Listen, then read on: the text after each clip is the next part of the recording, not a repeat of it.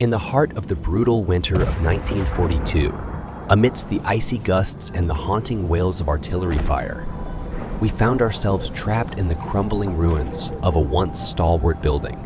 The Battle of Stalingrad raged outside like a symphony of chaos, and within those decaying walls, my comrades and I huddled together, our faces etched with a mixture of fear and determination.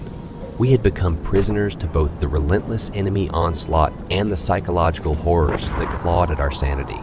The bitter cold seemed to seep through the very bones of the building, and the walls whispered with the echoes of long-forgotten footsteps. We crouched in darkness, our rifles clutched tightly in trembling hands, listening to the distant sounds of gunfire and the ominous crunch of boots in the snow.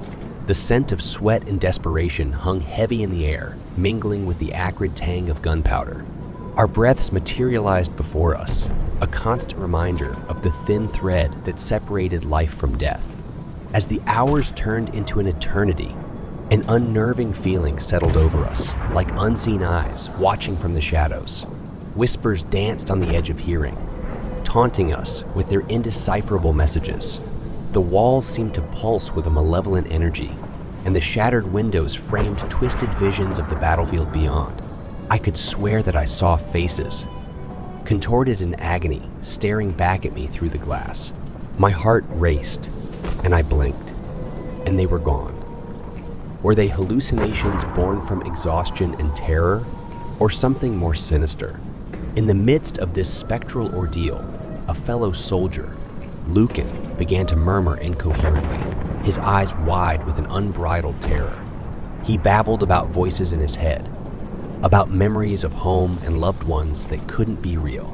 His words carried a frenzied urgency that sent shivers down our spines, for they echoed our own unspoken fears. The boundary between reality and delusion blurred, and each of us questioned the sanity that had brought us to this forsaken place. Time became a fluid concept, slipping through our grasp as we clung to the last vestiges of our humanity. The weight of the building pressed down on us, as if it sought to swallow us whole. We traded nervous glances, our eyes mirroring the same unspoken thought. Would we ever leave this place? The battle outside raged on, an unending tempest, and we were caught in its eye, lost souls in a frozen hellscape. And then, as if fate itself had orchestrated a symphony of dread, a deafening silence fell.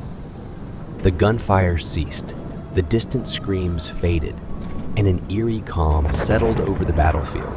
It was a silence that felt more ominous than the loudest explosions. A silence that whispered of an impending doom. Our gazes met, and without words, we understood that something had changed.